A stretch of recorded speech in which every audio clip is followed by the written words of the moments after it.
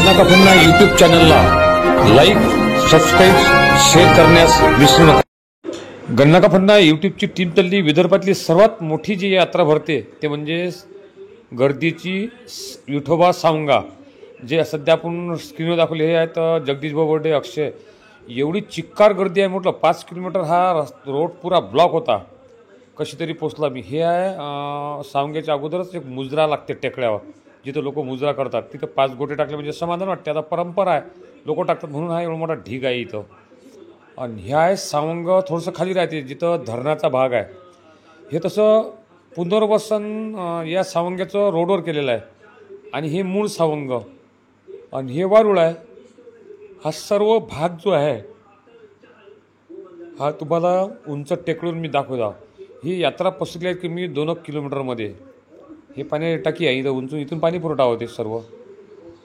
ही यात्रा जपकटरासाठी फार प्रसिद्ध आहे, म्हणजे दूरदूरून इथं जपकटर येतात, म्हणजे गर्दी तेवढी असते। या यात्रेत आमच्या दर्यापूरचे एक PSI होते वानकडे साहेब, तबलावादक चांगले होते, ते सुद्धा आलेले होते। कसं काय मग बंदोबस्त लागला?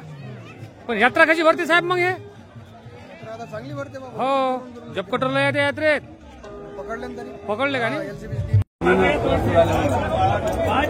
पोलीस लोकांवर एवढा ताण आहे म्हटलं। आताच ह्या लिंगोट साहेबांना आरे आरे करून सारा आवरलं बाबा, खरंच पोलीस। आणि हे चहावाली आहे, तिला चहा प्या म्हणत चहा प्यायला तयार नाहीत बा। ते म्हणतात आता सध्या झेंडे चढवला, जिथपर्यंत झेंडे चढवला जात नाही तिथपर्यंत आम्ही चाही पेत नाही म्हणतात। असं पोलीस प्रशासनावर दाब आहे म्हटलं।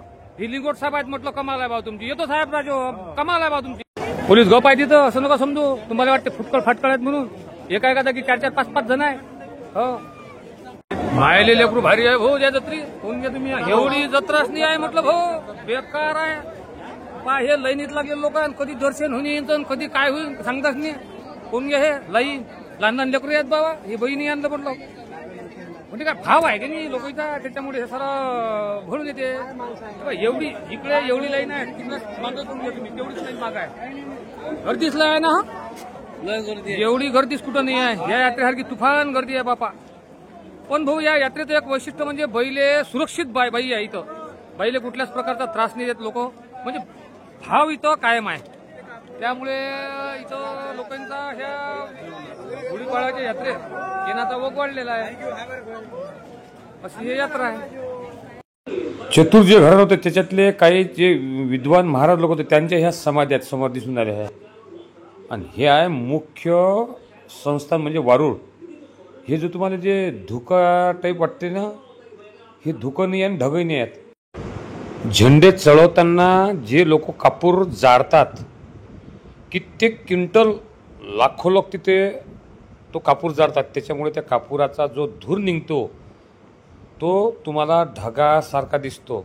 हे आता हे आहे कापूर, हे आहेत आमचे सुद्धा जगदीश बोर्डे म्हणजे मित्रसुद्धा आहेत, आणि ते गन्ना का फन्ना यूट्यूब चॅनलचे अविभाज्य घटकसुद्धा आहेत। आणि सोबत अक्षय अरबटसुद्धा होते। जगदीश बोर्डेने कापूर वाळवला तिथं। त्यामध्ये झेंडे चढवतात की नाही, फुल बेपटा बापटा पुरं गाव भरलं राहते। पण इथं एक वैशिष्ट्य म्हणजे इथले जे महाराज लोक आहेत चतुर घराण्यातले आता सध्याचे, येले काय राग आहे काय नाही, हे लोकचे त्याच्या माळीवर लोक नसतात, पण सामान्य लोक जे आहेत की नाही हे पुरे माळीवर आहेत। इथं जात पात धर्म काहीच नाही। आम्ही तर राजा बौद्धाच्या माळीवर उतरायचो, पण त्यानं आम्हाला कधी दुखवलं नाही असं। पण हे महाराज लोक इच्छे म्हटलं फार काय गर्व आहे तिला, काय नाही काही समजत नाही। कोण घ्या हे एका बौद्ध समाजाच्या घर आहे तिथं, त्याच्या माळीवर कमी 200 लोक आहेत।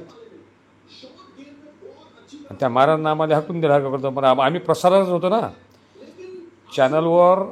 ते सावंग्याची यात्रा हे लोकांपर्यंत पोचली असते ना, म्हणून नसतं या महाराज जोडून ते तिथलं मंदिर काढलं। महाराजच्या वेळेस हागून डोबरण खाऊन गोबरण हागून डोबरत होतं, पण आता ते विश्वस्तेनं मस्त मंदिर केलं। हे सर्व कापुराचा धुवा, म्हणजे ढगासारखं जर वातावरण वाढतं इतक्या जात असेल तर हा कापुराचा धुवा किती उडाला असेल याचा अंदाज पहा तुम्ही आता।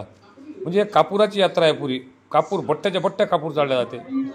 आणि भजन तर एवढ्या भजन मंडळ मलकापूर भजनाच्या घेतल्या असतील 100 भजनाच्या शूटिंगा, पण भजन नाही सरले। म्हणजे विदर्भात कानाकोपऱ्यातून इथं लोक आले होते, सोलापूरपासून लोक आले होते। आणि प्रत्येकाचं आपलं बोर्ड आणि ते भजन, आणि प्रत्येकासोबत स्वयंपाक होता।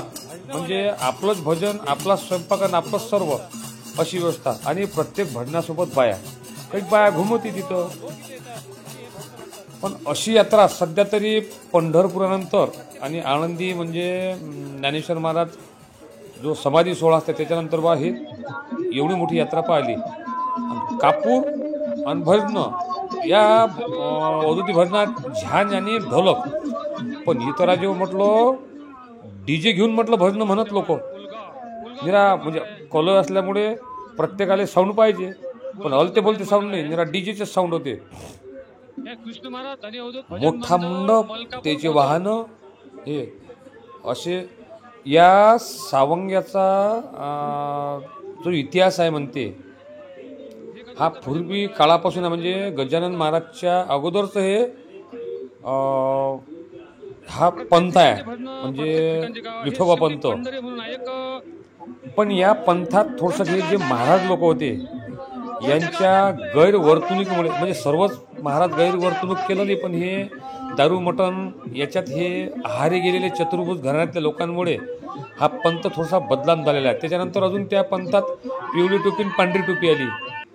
म्हणजे स्वतःचं अस्तित्व ठेवण्याकरता या लोकांनी सर्व या अवधूत पंथाचा सत्यानाश करून ठेवला होता असं म्हणण्यास काही हरकत नाही. आता याच्यात काही लोक चांगले असतात, चतुर्भुज घराणं आहे, कमीत कमी इथं असतील 300 ते 400 भजनावाले, एवढा हा पंथ जो बरा आहे. भजन मंडळ आहे, पण याच्यात अशातला भाग नाही. सर्वसामान्य लोकांचा हा देव आहे, जास्त खर्च हा देव नाही आहे. हे चतुर्भुज घराण्यातले नवीन पिढी जर व्यवस्थित निघाली असती तर येणाऱ्या काळात हा अवधूत पंथ पूर्ण भारतात पसरला असता. कारण गजानन महाराजचं आपण प्रस्त पाहिलं, हे ज्या घुमतात बाया त्या बाया आहेत ह्या, म्हणजे इथं अंगात सुद्धा निघते. आपण घ्या केसी योगेश, म्हणजे तंग तयार पेटी ताला सुरात, हे आहेत महाराज. यांचाही मोठा मनदाग आहे. हे कीर्तनकार आहेत, यांचाही संच आणि स्वतःचं अस्तित्व त्यांचं बरंच काही आहे. लोक खूप आहेत आलेले. झेंडे चढवणारा माणूस जवळजवळ 4 वाजतापासून चढला, तर आता जवळजवळ संध्याकाळ झाली आहे. आता हा तुम्ही जो कापूर जळत आहे हे पाहूनच राहिले आहे, आणि माळीवर अजूनही कापूर जळतच आहे. संध्याकाळची वेळ आहे. जिकडे तिकडे कापूर, म्हणजे जवळजवळ लाखो लोकांच्या यात्रेत हा जर कापूर जाळला जात असेल तर अंगावर थरसे त्या कापुराच्या धुव्याचे सर्व अंगावर हे राहतात, थर चढते. आंघोळ जर म्हणजे आंघोळ करताना काळं काळं पाणी निघते, अशी परिस्थिती या सावंगेला आहे.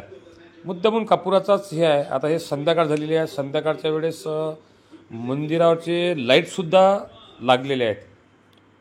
म्हणजे तो माणूस जवळजवळ 3 घंटे ते याचा कपडा जो असते झेंडेचा कपडा, तो झेंडेचा कपडा चढवला 3 घंटे, म्हणजे इथून वरतं जाणं आणि कपडा चढवत त्या गाठागाठा सोडत खाली. विशेष म्हणजे त्या झेंड्याला तो माणूस पाय लागत नाही आणि त्या माणसाला उपवास असतात.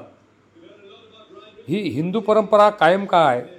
700 वर्ष राज्य आपल्या इंग्रजांनी आणि मोगलांनी केलं, तरी ही हिंदू परंपरा मोडकळीस आली नाही. कारण या हिंदू समाजाचा आपल्या पंथावर, आपल्या धर्मावर श्रद्धा आहे.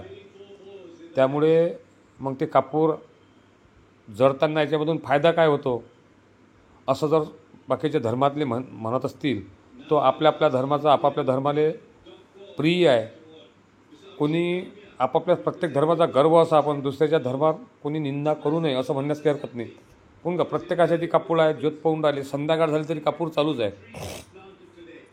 अशी ही सावंगा विठोबा येथील ही यात्रा आहे. ही भरते नवीन वर्षाला, गुढीपाडव्याला. आता संध्याकाळ झालेली आहे, अजूनही तो माणूस अर्ध्यापर्यंत आहे, पण मंदिरावरचे लाईट लागलेले आहे.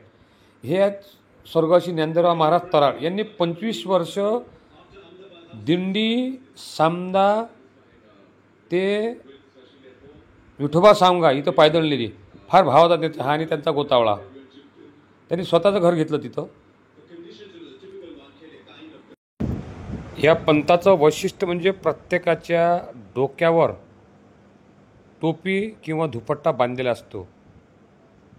हे एक या अवधूत पंथाचा नियम आहे. सांध्याचे नामदेवराव तराळ यांचा गोतावळा जवळजवळ 15 ते 20 गावात होता. लोक त्यांना संत मानत होते. आज ते हयात नाहीत, पण त्यांचे चिरंजीव म्हणजे मुलगा बाळासाहेबजी तराळ हे वसा चालवतात. नामदेवराव तराळ यांनी हे घर घेतलं होतं, ते अजूनसुद्धा कायम आहे. लोकांना एक आधार आहे बाळासाहेब तराळ यांचा. आणि इथे भजनावाले लोकसुद्धा पाहतात. स्वभावाने फार मृदू आहेत ते.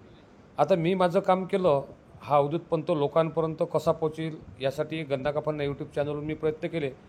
पण आता तुमचं काम आहे माझा व्हिडिओ शेअर सबस्क्राईब करून लोकांपर्यंत आपला पंथ कसा जाईल यासाठी तुम्हीसुद्धा शेअर करा. धन्यवाद.